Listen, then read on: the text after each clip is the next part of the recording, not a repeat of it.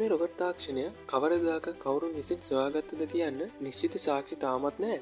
ඒ චීන ජාතිකයන් විසින් 13 වන සියවසේදී වෙඩි බෙහෙත් සොයා ගැනීමත් සමගම චීනයේ නිපදවන ලද අහස් වෙඩිල්ල එහෙම නැත්නම් අද අපි හඳුන්වන අහස් කෝරු තමයි මේ රොකට් වල මුල්ම ආකෘතිය වුණේ.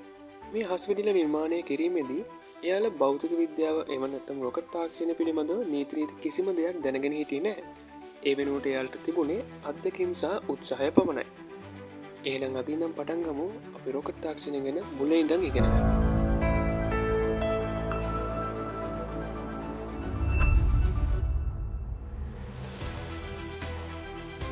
රොකට් එන්ජින් එක ප්‍රතික්‍රියාකාරක තෙරපුම් මූලධර්මය.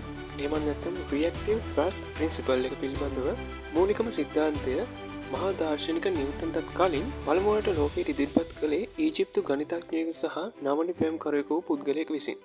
ඒ ක්‍රිස්තු වර්ෂ 67 දී පමණ කාලයේදී. ඉතින් ඒ ගණිතඥය විසින් මේ සිද්ධාන්තය හරි අපූර්ව ක්‍රමයකට තමයි ඉදිරිපත් කරේ. ඔහුගේ නිර්මාණශීලී දැනුම යොදාගෙන මේ පින්තූරයේ පේන විදියට යන්ත්‍රයක් නිර්මාණය කළා. මේ යන්ත්‍රය නම් කරේ ඒරෝපයිල් යන නමින්. මේ නම නිර්මාණය වෙලා තියෙන්නේ එයිලොස් සහ පිලා කියන ග්‍රීක වචන දෙක එකතු වෙලා. මේකේ තේරුම විදියට සඳහන් වෙන්නේ සුළඟට අධිපති ග්‍රීක දෙවියෝ යන අර්ථය. ඉතින් මේ යන්ත්‍රය වැඩ කරන විදිය ගැන කතා කළොත් රූපේ පේන විදියට වතුර පුරවපු බොයිලරයකට දිගින් දිගටම තාපය සැපීම නිසා ඒ වතුර වාෂ්ප බවට පත් වෙලා හිමාලයේ විදියට මේ දෙපැත්තේ තියෙන සම්බන්ධක නාල දෙක ඔස්සේ මේ යකඩ බෝලය තුලට එනවා. ඉතින් ටික වෙලාවකින් මේ බෝලය ඇතුලේ හිමාලය වැඩි වෙලා පීඩනය ඉහළ යනවා. දැන් සිද්ධ වෙන්නේ මේ යකඩ බෝලයෙන් පිටතට විවෘත වෙලා තියෙන නාල දෙකෙන් මේ බෝලය ඇතුලේ වැඩි වෙන හිමාල පීඩනය ඉවත් වෙලා යන එක. ඒ නිසා මේ පෙන්නලා තියෙන විදියට මේ ගෝලාකාර වස්තුව කරකැවෙන්න පටන් ගන්නවා. ප්‍රතික්‍රියාකාරක තෙරපුම් මූලධර්මයේ පැහැදිලි කරන්න හොඳම ආකෘතියක් විදියට තමයි මේ පද්ධතිය අපිට හඳුන්වන්න පුළුවන්. හොඳයි. එහෙනම් අපි දැන් කතා කරමු ප්‍රචාලක උපාංග වර්ගීකරණය මොන වගේද කියලා. අපිට මේක ඉංග්‍රීසි භාෂාවෙන් හඳුන්වන්න පුළුවන් classification of propulsive devices විදියට. අපිට මේ ප්‍රචාලක උපාංග එම නැත්නම් propulsive devices ප්‍රධාන වශයෙන් කොටස් දෙකකට බෙදන්න පුළුවන්. මම මෙතන ඉඳන් ඉංග්‍රීසි වචන ටිකක් භාවිතා කරනවා පැහැදිලි කිරීමේ පහසුව සඳහා. මොකද සමහර වචන නිර්මාණය වෙලා තියෙන්නෙම ඉංග්‍රීසි භාෂාවෙන් නිසා ඒවට සිංහල වචන නැහැ. ඔයාලා බය වෙන්න එපා. මම ඒ තැන්වලදී පැහැදිලි කිරීම කරනවා. හොඳයි, මේ පෙන්නලා තියෙන විදියට propulsive engines ප්‍රධාන කොටස් දෙකකට බෙදන්න පුළුවන්. air breathing engines සහ non air breathing engines විදියට.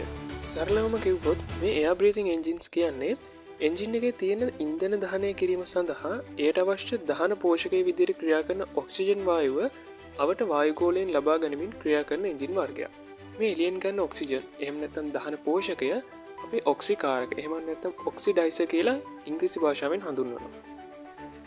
හොඳයි, දැන් බලමු non air breathing engines කියන්නේ මොනවද කියලා.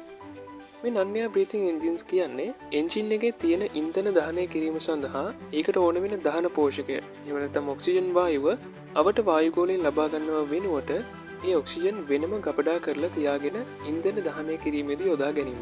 මේ විදිහේ එන්ජින් බහුලවම භාවිතා වෙන්නේ රොකට් වල. මොකද මේකට ප්‍රධානම හේතුව වෙන්නේ රොකට් කියන්නේ අපේ පෘථිවි වායුගෝලයෙන් එහාට යන නිර්මාණය කරපු යානන් නිසා ඒවට වැඩිපුරම ක්‍රියා කරන්න වෙන්නේ රික්තකයක් විදිහට පවතින අවකාශයක. එතකොට අවකාශයේ කිසිම වායුවක් නැති නිසා රොකට් එකට තමන්ගේ ගමන් පතේ දිගින් දිගටම යන්න නම් ඒකට ඕන කරන ඉන්ධන සහ ඔක්සිජන් අරගෙන යන්න වෙනවා. හොඳයි, එහෙනම් අපේ කතාවේ අවසාන කොටස විදියට මම ඉදිරිපත් කරන්න යන්නේ ඔයාලගේ ජීවිතය උසස් කරගන්න පුළුවන් සහ දියුණු කරගන්න පුළුවන් තවත් YouTube channel කිහිපයක් ගැන දැනුවත් කරන්න. පළවෙනි එක විදියට රමින්දු රන්දින සර්ගේ channel එකත්, දෙවෙනි එක විදියට Simple Books channel එකත් මම recommend කරනවා subscribe කරලා තියාගන්න සහ ඒ content follow කරන්න කියලා. මොකද ඔයාලට ඒ වගේ ගොඩක් දැනුම ලබා ගන්න පුළුවන්. ඒ වගේ විශේෂ දෙයක් කියන්නම්, මම මේ recommend කරන කිසිම channel එකක් හෝ පුද්ගලයෙක් මට මුදල් ගෙවලා නෙමෙයි තියෙන්නේ. මම මේ channel recommend කරන්නේ මේ වගේ තියෙන content වල වටිනාකම හොඳින්ම දන්න නිසා සහ ඔයාලට ඒ දේවල් තුලින් ජීවිතය උසස් කරගන්න පුළුවන් නිසා.